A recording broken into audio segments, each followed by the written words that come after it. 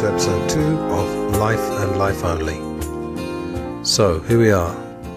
I thought I'd tell you what's been happening with me and this podcast in the last couple of weeks, or not happening as the case may be. So I put the intro episode out just under 2 weeks ago, and I'd been fussing a little bit over the artwork and the font for the artwork, and it was a great relief to put that first episode out, and it was the start of what's going to be, I'm sure, a great journey for me and hopefully for you. So I'd given myself this wonderful palette, Life and Life Only, a podcast about life. Never going to run out of material, as I said in the first episode. And I started writing down topics, and I think I mentioned some of them in the first episode, and I thought of people I wanted to talk to. And then the funniest thing happened. I froze. And I don't want to make this sound at all dramatic, particularly considering what's been going on for the last almost a year, regardless of who you believe and what you believe. There's clearly something devastating has been going on. But, you know, in my own little world, my own little podcast world, I'm very, very confident in what I'm going to put out and the fact that I've got plenty to put out. But here, I think I'd given myself such a wide berth that inhibited me. And I'm reminded of a TED Talk called The Paradox of Choice. Quite a good one. Like most TED Talks, it's a little bit too short to really do the subject full justice, but it's a nice introduction. And one of the things in it, he talks about goldfish and the fact that if you smash the goldfish bowl, obviously the goldfish will fall out, fish out of water, and will die fairly soon. Obviously you can put it in another tank or in the bath or whatever you want to do with it, but essentially the idea is that when you're completely free, sometimes that isn't the greatest thing. Freedom is not going to be the topic of this episode, but the point I'm trying to make is that structure and, let's say, limitation are not always bad things, and sometimes total freedom can be an inhibitor. So one of my ideas was to make a podcast about not knowing what to podcast about. And that was inspired by a memory of being in an English class at school. I think we were about 13 or 14. And there was a boy, Anthony Harris, his name was.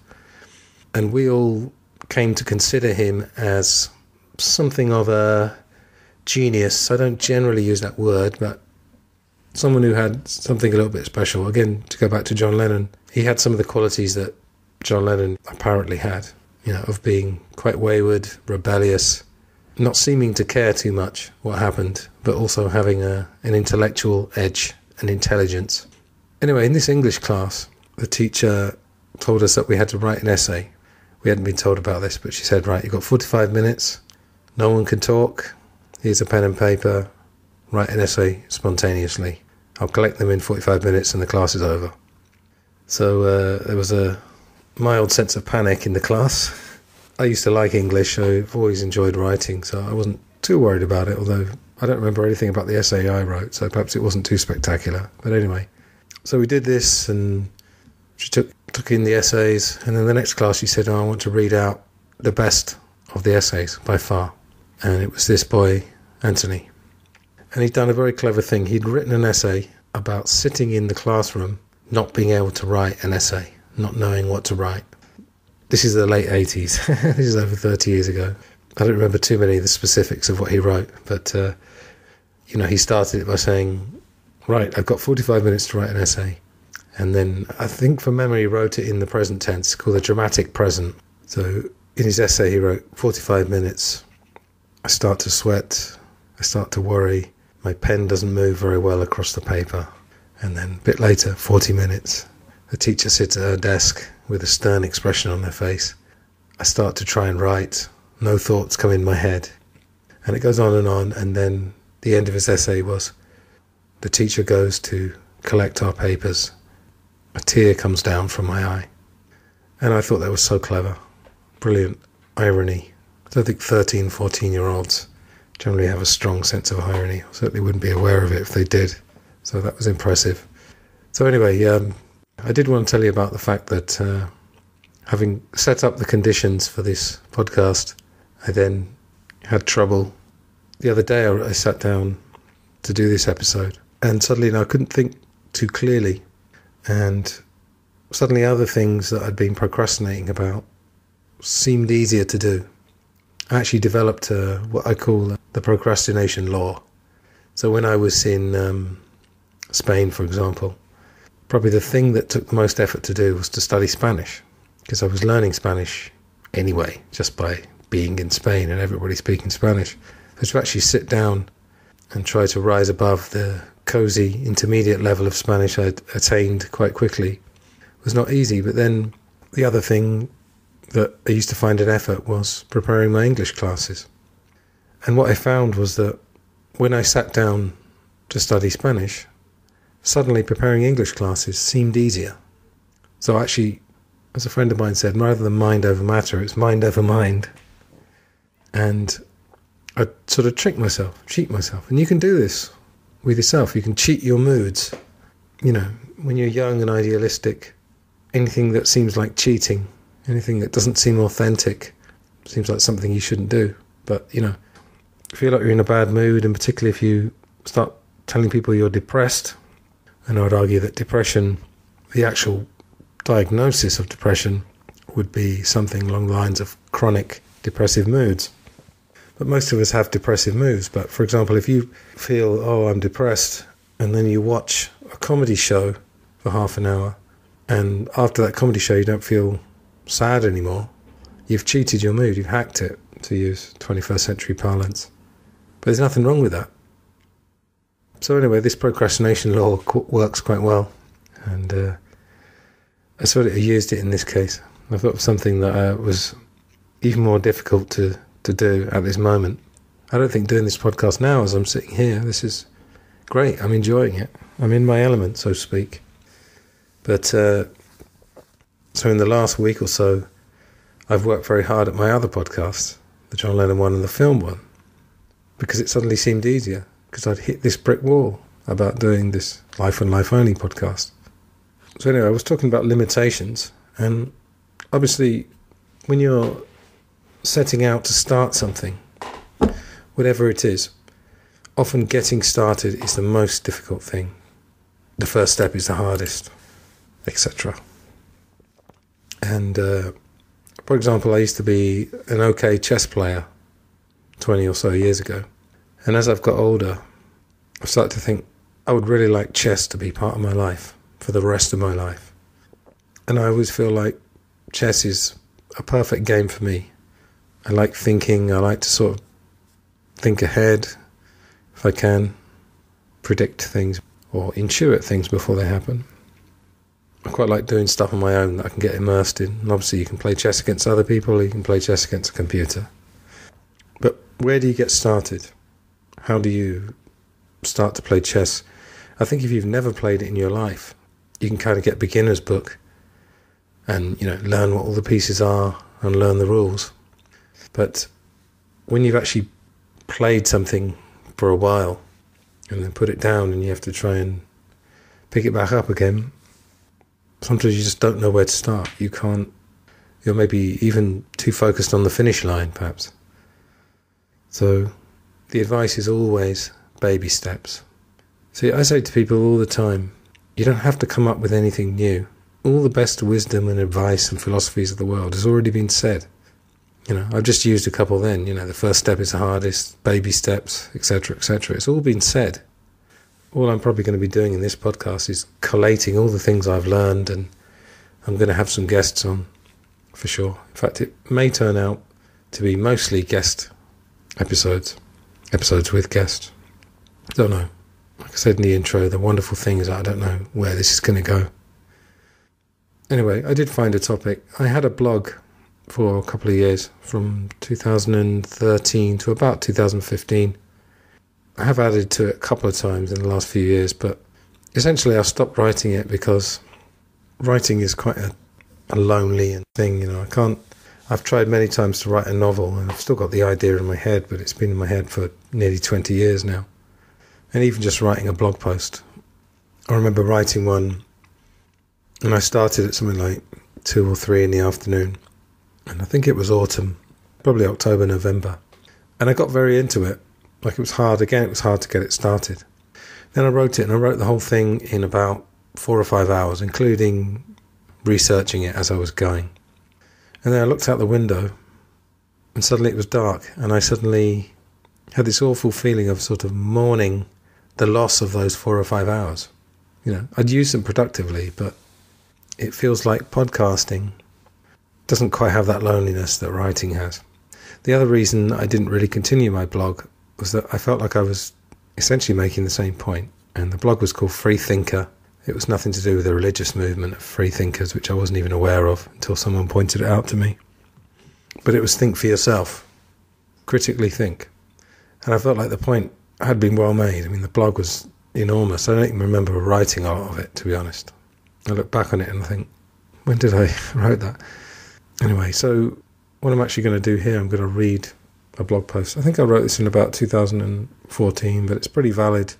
Most of the stuff in the blog was quite general and quite universal. It's called Cynicism and Free Thought. And the original inspiration was, I think it was in The Guardian, one of the English newspapers. And I saw an article while probably sitting in a coffee shop, and I got quite inspired, and I wrote this, taking a few ideas from the article and then again using my own experiences and my own ideas to flesh it out. So I'm going to read it, and then I will probably interject at various times. Cynical, realistic, positive, naive. Though individual experiences and attitudes inevitably vary between individuals, it is thought that around the age of 40 our cynicism starts to grow. This creates great material for satire, but is it a positive or negative development? Cynical is a word which creates a trigger that screams of negativity as soon as you hear it, but upon further investigation it may be that in the right hands, which would be the hands of an open-minded person prepared to research topics, to build on information fed to him or her through the regular channels, a sceptical attitude borne out by a sufficient number of facts is a healthy thing. So we're already running into a slight issue with definitions. So I said I'm an English teacher. I think dictionary definitions are, well, they're a little bit like the mainstream media. They give you a bare view which you need to build on, to question and build on, basically. So cynic or skeptic. Anyway, it can allow development of ideas without over-caution and the creation of self-censorship in the mind. It makes us question things and maybe even take action. Cynical means, quote, believing that humans are motivated by base desires or selfishness, or being, quote, skeptical of the integrity, sincerity and motives of others. More strongly, a cynic can be, quote, bitterly or jadedly distrustful, contemptuous and or mocking. If a cynic is jaded, they are, quote, wearied, exhausted, callous and or insensitive, which seems to show a link between someone who's taken their knocks in life and with bitterness decided that life is shit and then you die. The cynic isn't always fun to be around, and if he's relatively famous, might appear on television shows such as the BBC's Grumpy Old Men. The cynic moans and drags people down to their level of gloominess. So that Grumpy Old Men programme, it's not on the BBC anymore, but yes, it was men of a certain age. You could argue questioning or complaining. So we have a picture in our mind of the stereotypical world-weary middle-aged cynic. But the other side of the argument is very telling. For example, a cynic needs to have it proved that someone in a position of power isn't self-serving and manipulative. Of course, guilty until proven innocent is considered very base and unfair in terms of the law.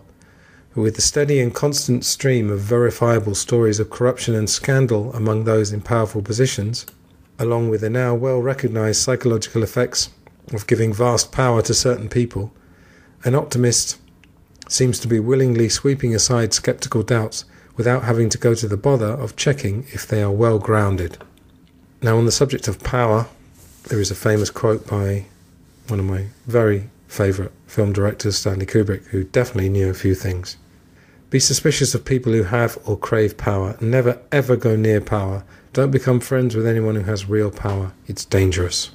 Of course, there are hundreds of levels of power, but he was talking about leaders in high positions. Of course, in a lot of hunter-gatherer tribes, they actually choose as the leader the person that doesn't want to be leader, which would make for quite an amusing presidential campaign. But anyway, the other thing about questioning leaders again, I'm English, but in America we've had a very interesting situation in that you've had Barack Obama, who was not popular with everyone, but was considered by, you have to be very careful with this. I was going to say liberals, but what would pass as non-extremist, let's say, would say Obama seemed like a cool guy.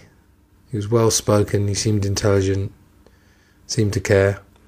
And then you've had Trump, who of course has a certain voter base, but is considered odious and despicable among lots of normal people.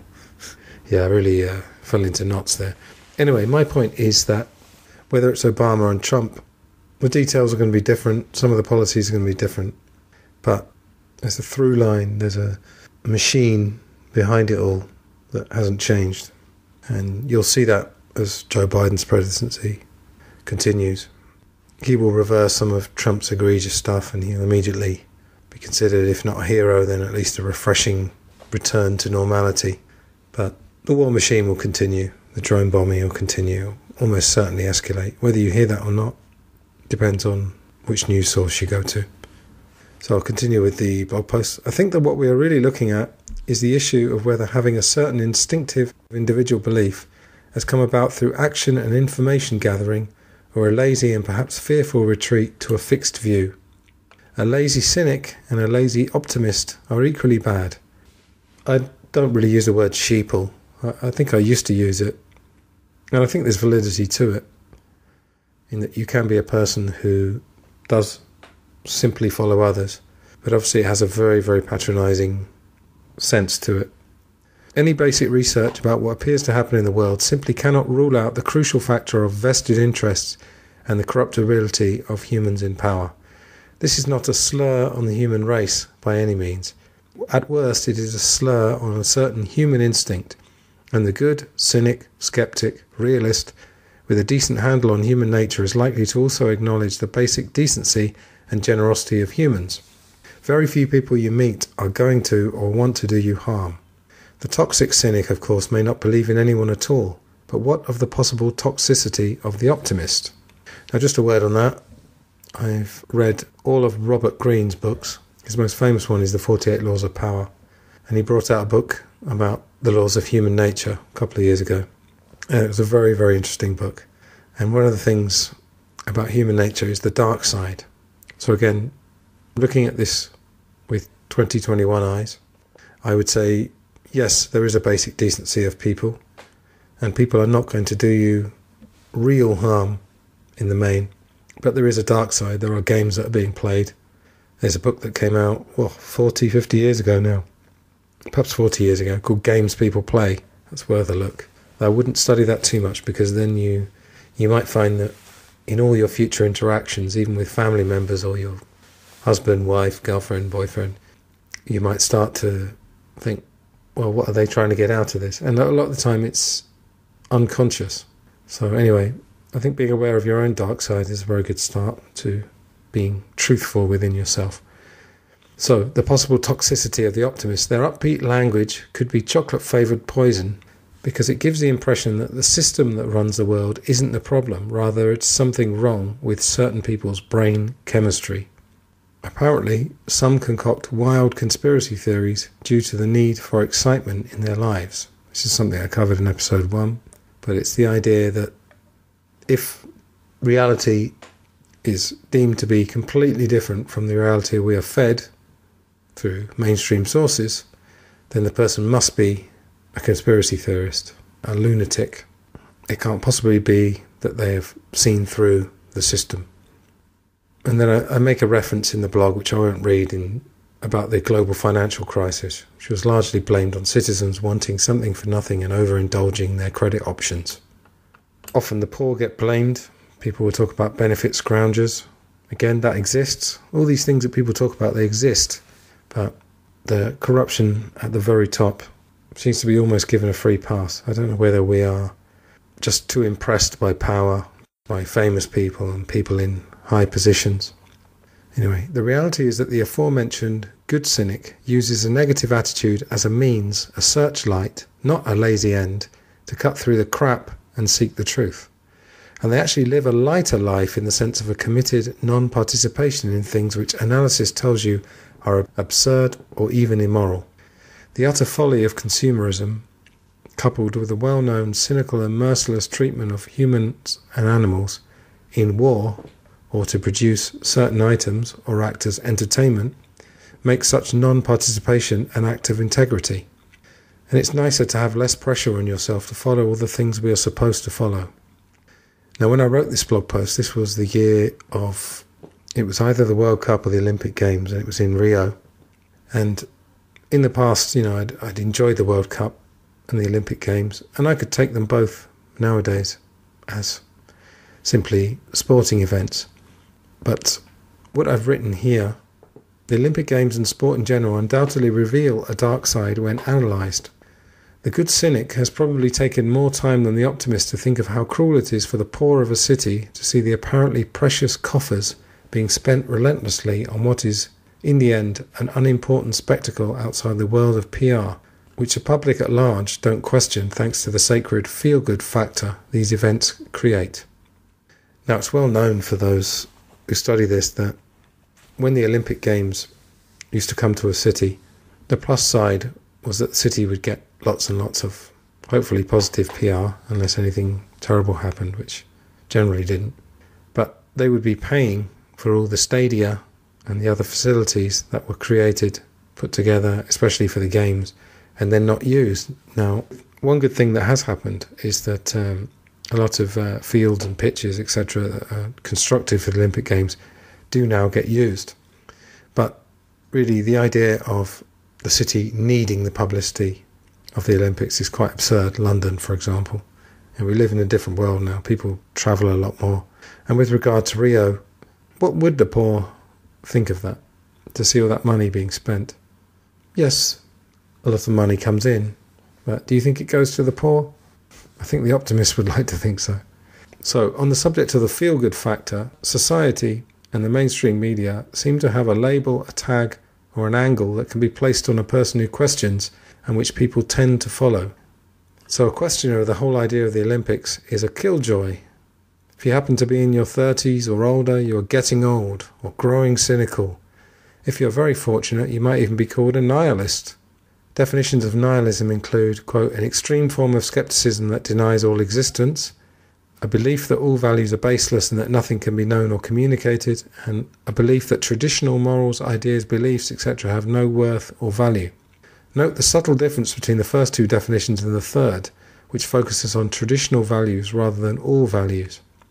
Substitute traditional for mainstream, and change have no worth or value for should always be questioned and never be blindly believed to be true, and you have a healthy skeptic. Bit of a mouthful there, but the idea is that nihilism can mean that you see through all the bullshit. So I stopped having a telly years and years ago, but last year I was in Liverpool for 3 months, and the flat I rented already had a telly. And, occasionally it was nice. There were a couple of programs I'd like to watch. But I decided to spend a few hours watching it and study it, use the time productively and think about what worldview is being presented to me here. And, it's a little too much to go into here. I could easily do an episode about this in the future. But a lot of the subtle messaging, which obviously is related to advertising, is that you're not good enough and you have to have this optimism and certain things are not to be questioned.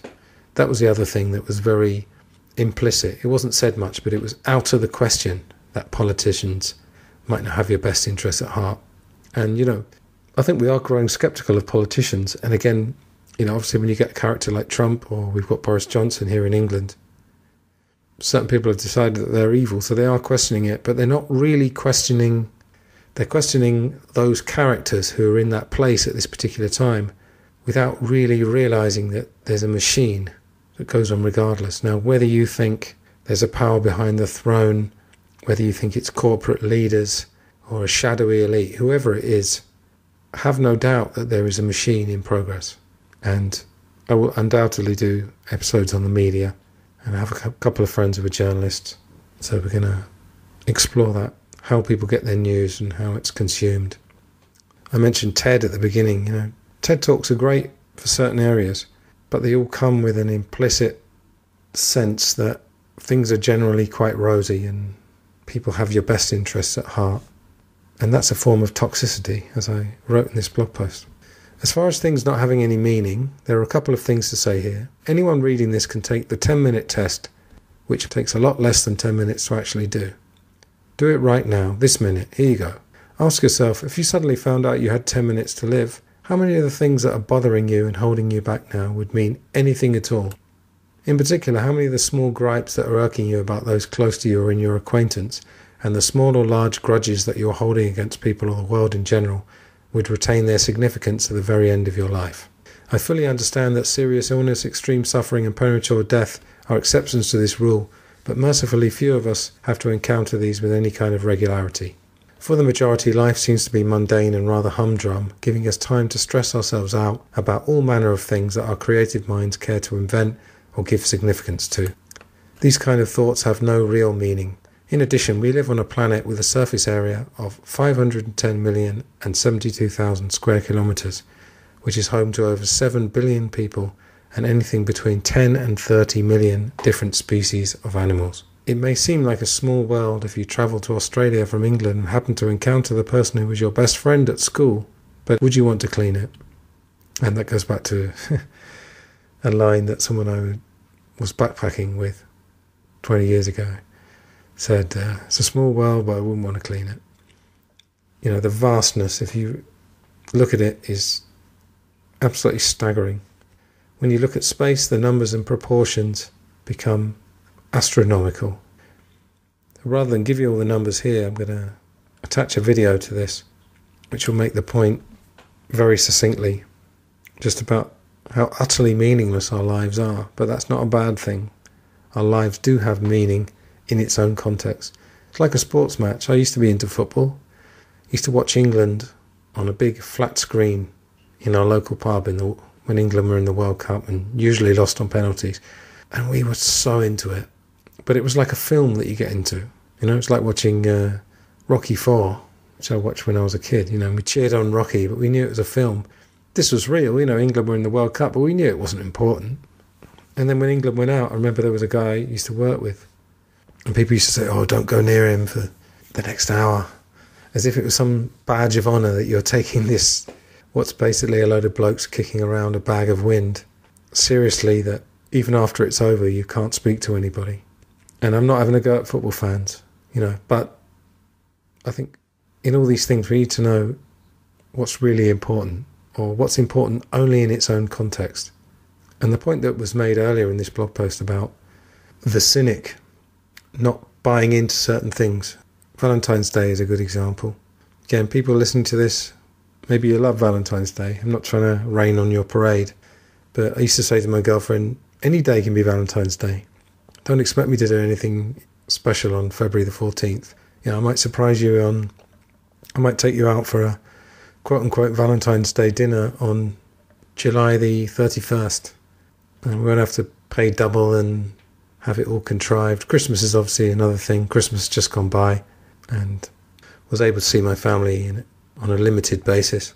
And I loved it, not cynical about everything to do with Christmas, but I just don't buy into this thing of being told when to celebrate things, Anyway, if you're finding this too cynical, we're nearly at the end.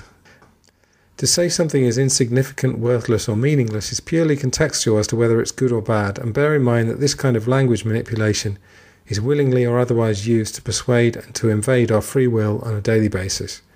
As life gets harder, faster and statistically worse for our mental health and happiness, which is provable, which is itself a strange development as we, quote, evolve and grow as a species and presumably as a society, the need for optimism and happiness seems to grow also. The daily grind of quiet misery means that we need smiles and positivity, even if it's just positive language without substance. But the good cynic, skeptic, non-believer, non-participant, etc. is perhaps more valuable and vital than ever if he can prove that he's done his research, thought about it, and arrived at what appears a pessimistic conclusion through a positive quest for the truth, not a bitter need to spread his own negative psychology onto others.